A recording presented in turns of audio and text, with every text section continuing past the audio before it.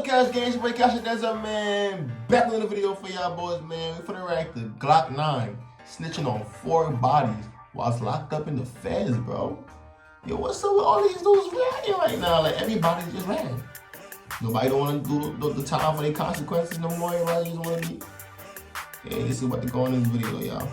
Welcome back to another episode of EOS. It's 1090 Jake, and I'm rocking with y'all, and y'all rocking with me. And for this video, we're going to be speaking on Orlando rapper GlokkNine, the new paperwork that just hit my desk. New paperwork. Hold on. Gotta be a little more careful.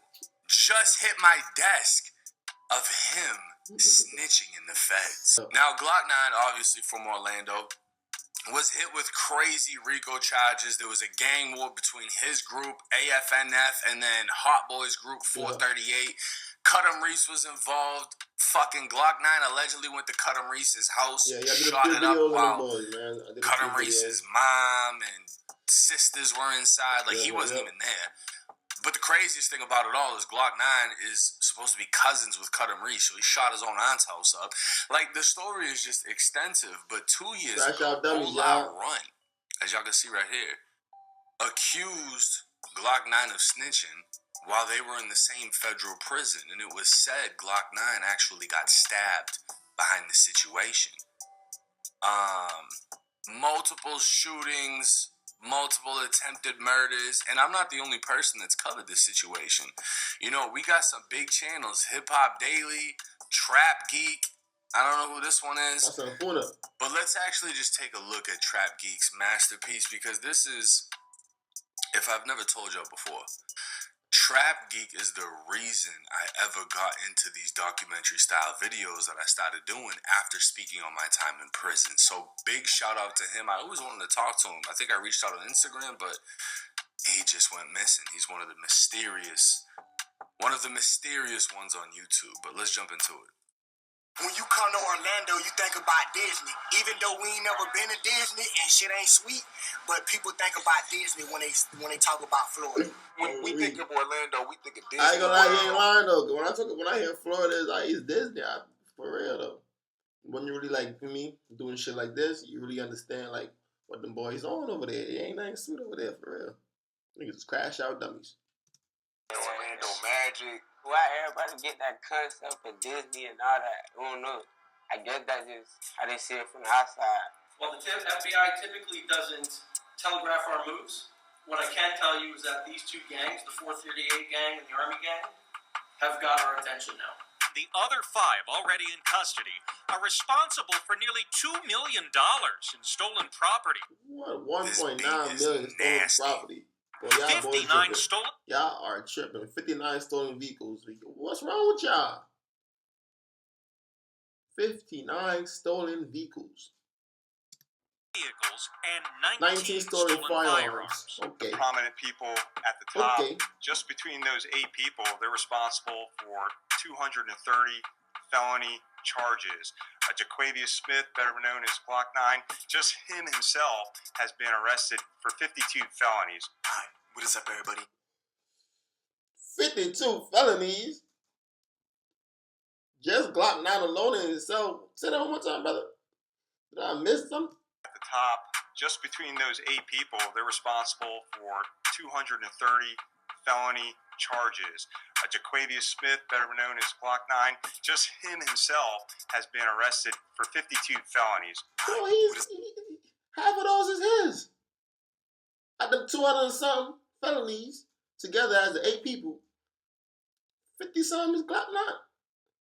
Man, you dudes are... Everybody, it's been far too long. The last episode was in Florida, and for this video, we gotta return there once more. This time to Disney World's Orlando, where folks witnessed one of the largest RICO cases in state history. Operation X take 34 people down from 2 separate groups. To show you what this looks like, the entire Bobby Shmurda and GF. 2 women. 3 women. And everybody else is niggas. What are y'all doing there in the first place? Gang, gang, gang, gang, right? And I promise you, they telling. two separate crews. To show you what this looks like, the entire Bobby Shmurda and GS9 indictment was 63 pages. This RICO case in Florida is 700 pages long, with the God, like y'all don't even. 700 pages long. This Bobby Smurda and them shit was 50-some pages, bro. Them boys got 700 pages.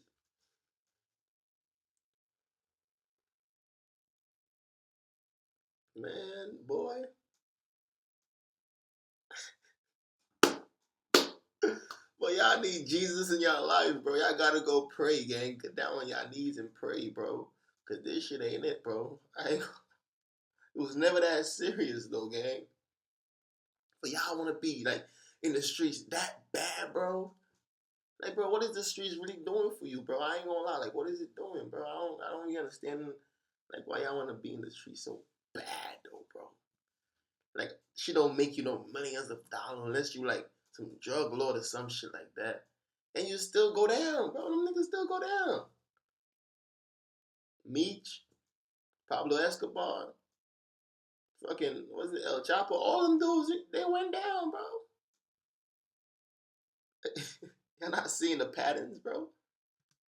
Understand how big of a case this was when this happened. It's so much deeper than a lot of people know. And the thing is, I mean, technically Disney's in Kissimmee. It's not in Orlando. One of my first memories as a kid that grew up north, coming down to Disney when I was young, like 5, maybe 6, I don't know. I was in the car with my aunt, my grandmother, whoever else, and we're somewhere in Orlando or Kissimmee or one of the above, and this orange car pulls up with rims taller than me, and it was nothing but black dudes, and the music with the and I just remember everybody in my car was scared. Like, and when if you go to Orlando, like go to downtown Orlando on a Friday night, you'll see what I'm talking about. You're gonna feel a little, if you ain't used to that type of environment, okay, you're gonna feel a little out of place. Fed stalking people at concerts and putting informants in place to make control phone calls. One side, AFNF, or the Army Gang, is led by the popular rapper GlokkNine. The face of the other side, 438, is well-known rapper Hot Boy. Both of them were good friends coming up in the industry together till it all went left, escalating into this year-long war that came crashing down quick. Hey, I just stop saying niggas was good friends, bro. Good friends, this shit would never happen. There was real friends. Them dudes was never friends. They was associates. Associates with one another. Not good friends. Good friends, shit. I'm telling you, bro. They be having friends that be friends for 30 years, 22 years, shit like that. A real friend, bro, you're not gonna be. I can clash, but to the point where y'all want to kill each other, bro. Y'all was never friends. Y'all was never friends, bro. What it be? Folks hanging out the windows of cars, wielding AK-47s in broad daylight, hitting daycares and memorials. The city saw 30 back-to-back shootings in 6 months, and it forced Orlando to bring in the FBI, or Metropolitan Bureau of Investigations. Basically, Florida's version. Like, I ain't gonna lie, bro. Florida, what y'all doing? 30 shootings in 6 months, gang. What are y'all doing? Y'all ain't doing something right. 30? FBI, who built this whole case using wiretaps, Instagram, and evidence they found on people's phones. Yeah. Sometimes thousands of photos and videos that map out drug routes from Orlando to California, with folks taking trips back and forth, smuggling hundreds of thousands of dollars in suitcases, flying girls out separate to bring the product home, where they launder the profits through cars, guns, and show dogs. GlokkNine, who signed a $2 million deal with Young Money and Birdman when he was only 18, now faces 52 charges, including frauding the government out of $10,000 through a series of PPP loan scams that got intercepted when he tried showing it off to his friends. You get signed for $2 million and you scamming them boys out of 10 bands for a PPP loan game. You just got signed for $2 billion. What do you need 10 bands for? You just want to be doing shit. Illegal shit. It's like a thrill for you. You just can't stop. No matter how much success you get, opportunities you get, you can take some of that money, that $2 million, go start a business, put your homies in a position where they could, I got the business going on together, but no. No matter what y'all have, I just like doing illegal shit, bro. This is what it is. On Instagram. And when the news dropped of a pending RICO charge, his once friend turned rival, Hot Boy, decided to go on the run and then turned himself in. But then went on the run again after they revoked his bond. I love how I'm watching this. Like, I don't know all of this, but, you know, that's just the power of Trap Geek. You jump in a video, and then all of a sudden you binge watch like 4 of them, right?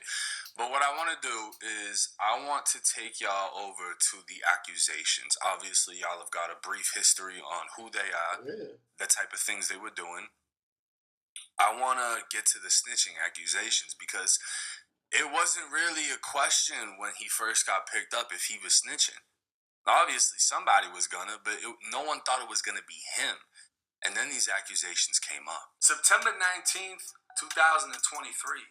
Atlanta rapper Ola Runt would take to Twitter with a surprising accusation saying, "Damn, GlokkNine, you went out bad," followed by 2 rat emojis. This was enough for the fans and bystanders on the internet to take off with rumors and speculation as Orlando rapper GlokkNine was now accused of snitching. This was the same rapper who's been hit with a Florida RICO, tied to a gang war within Orlando, and allegedly shot up his own cousin's house for being in an opposite gang. But the craziest aspect of this new allegation isn't the actual allegation. It's the fact that Ola Runt is calling him out while both rappers are currently in the same federal prison. Ola Runt was arrested back in 2020 within Operation Phoenix, an FBI takedown of 12 of Atlanta's most violent offenders. Did y'all see who else was in that? Yo, somebody told me I don't have to hit the rewind. I just do an arrow and it does it for me. Let's see if it works. Get the fuck out. Bro, you ain't know that? Now that's crazy, gang. Bro, you ain't know you ain't Bro, how old is this man? 1090, bro. Come on, bro. You were not that old to not know just pressing the arrow is gonna make you go back, bro. Or go push the other one is gonna make you go forward. Left is gonna go back, right is gonna go forward again. Come on. What? Oh, it's frozen. You didn't tell me it would freeze, my boy. He was in the comments like, yo, you know you don't gotta do this, you could just do that. And I was like, get the fuck out of here. And apparently it works, but it shut down the whole goddamn video. So maybe it's not as good as we thought it was. Y'all see Woody? I don't think Woody, he had I ain't nothing to noticed do with Woody was this there. situation, but yeah, man, they got Woody in there. That's crazy. FBI takedown of 12 of Atlanta's most violent offenders.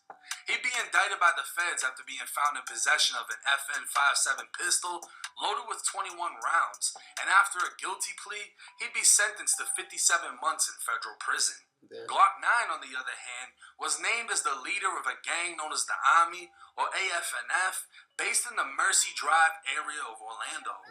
He'd be one of 34 people indicted on RICO charges, stemming from what law enforcement described as a war with the rival 438 gang. Let's just skip to the part where we're talking about the snitchery. USP Hazleton. Known as Misery Mountain, it's made headlines in recent years with the infamous prison murder of Irish crime boss Whitey Bulger, who met a brutal ending only hours after arriving. Bro, they beat that man with locks. They said that they pulled his eyes out or cut his tongue out, all types of shit. What? They fucked him up bad. The biggest red flag within a federal case would be a 5K1 motion, which essentially means a sentencing reduction in return for substantial assistance in the prosecution of others, aka snitching. GlokkNine definitely doesn't have a 5K1, but what was interesting is a few pages of his plea deal. Here we go. On page 6, the 12th term of the plea is cooperation. Of course, the 12th term of the plea is going to be where my fucking little box is that shows me. In which the defendant, or GlokkNine, agrees to cooperate fully with the U.S. investigation and prosecution of others. So basically, I can remember what the gist of this was, right? In his plea agreement, he was agreeing to cooperate, but there was no cooperation, which is retarded, right? And he had his lawyer go back and take that section out completely, and they came out with a new plea agreement. So it was said that Ola Runt must have had the old plea where it said he agreed to cooperate. and he didn't have the new one that said he refused. Does that make sense? So because of that, they used the old plea against him. Some shit happened. He gets poked up, whatever. But the paperwork we now have tells a completely different story. Right. Now, this is the official Orange County Clerk Court Records website. This is going to be every single case GlokkNine has ever caught, but we want to specifically focus on this one here. Now, we're just going to scroll down a little piece. October 27th, 2025, this transcript was filed with 99 pages.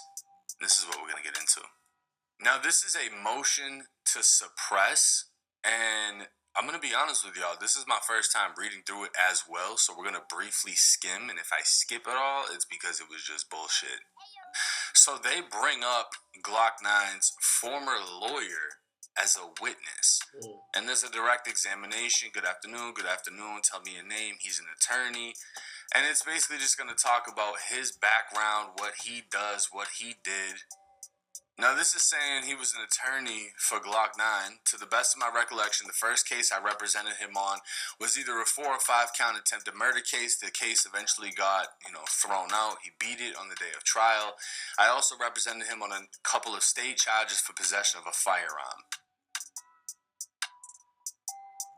And you were actually representing Mr. Smith in this very case that we're here on today. I didn't mention that. What I mentioned was in the cases that I completed with him, but I did represent him on the current RICO charges that are pending against him. Now, this states, they're asking where he was on April 6, 2023, and where was GlokkNine. He's saying GlokkNine was in federal prison in West Virginia, the one that we were just watching the video about, right? And it states that detectives traveled to this West Virginia prison to interview him. Now, this is where things are about to get interesting, and I just want to, GlokkNine fans, y'all are going to have to hold this one. This one's going to suck for y'all.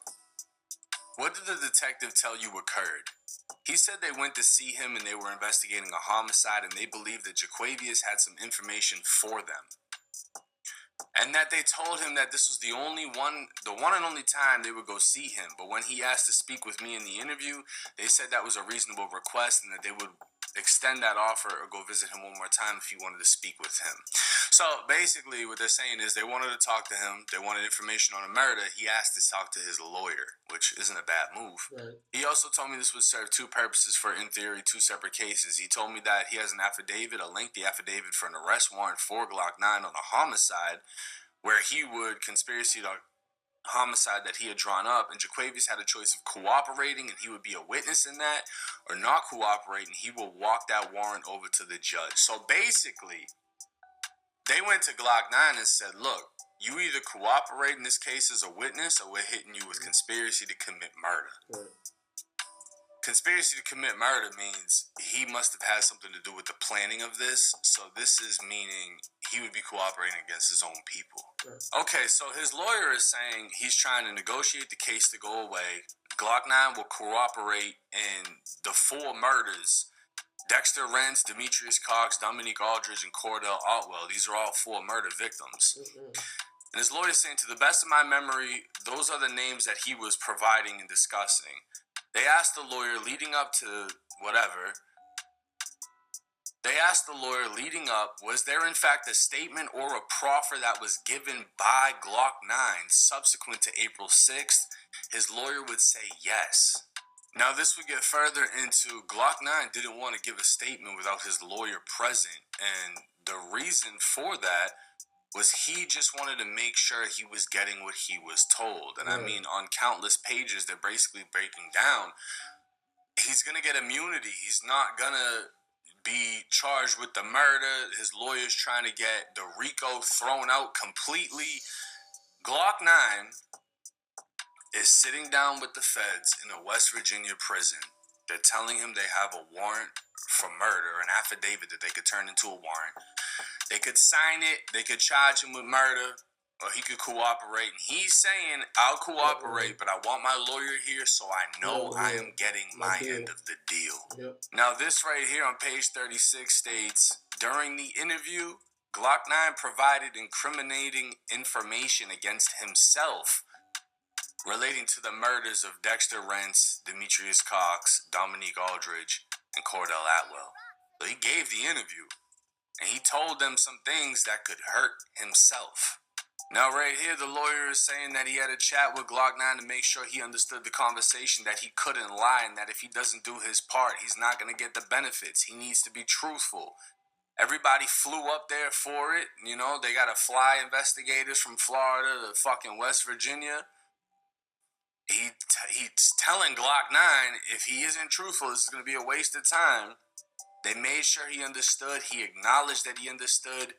They went in. We also, again, discussed what he was getting in terms of benefits in the case. And it states right here on page 38, tell the court what those conversations were, or after the interview, or after the proffer of Mr. Smith on May 18th, 2023. What conversations did you have with the police officers? And GlokkNine's own lawyer would say, when we walked out, everybody was surprised at how well the interview went. Now, I don't think we're going to get all the details from these transcripts, and it's hard for me to understand what exactly the motion to suppress is for. Like, are they mad that he didn't get certain benefits or whatever the situation is? But GlokkNine 100% sat down with the feds, gave a proffer, made statements, and solely for the benefit of saving himself from another murder case. And people are going to be like, oh, but who did he give information on? I mean, we might not know that, but we know he gave it because there was no other purpose for him to sit down. Meaning Jaquavius provided the information that they wanted. They were absolutely shocked that they did, and they were very happy that they did. There was a comment by me to make sure that I knew, but yeah, it was a recurring basic interjection of our conversations throughout. Not only as we were walking out of the prison, but through the ride to the airport, that they were surprised that Jaquavius, aka GlokkNine, was forthright with them and answered their questions. So the police officers told you that he had provided significant useful information. They said he did great. They were surprised, and yes. They said that boy was singing. With that being said, I think GlokkNine's career is, it's obviously over. You got hit with, what, like 8 years in the feds? You know what I mean? But while being in there, deciding to work with the feds, that's crazy, and it makes more sense as to why he got poked up, if that's actually how that played out. The mafia, if you listen to all the guys that do interviews, the former mob guys, they say you can't even sit down to hear what the offer is. Never mind actually go through with the interrogation. And there's no rebounding off of this. If the police want to investigate 4 murders and they sit you down and say, if you don't help us, we're going to charge you with murder. And then when they leave, they say, damn, he told us everything. I was surprised at how much fucking snitching he did.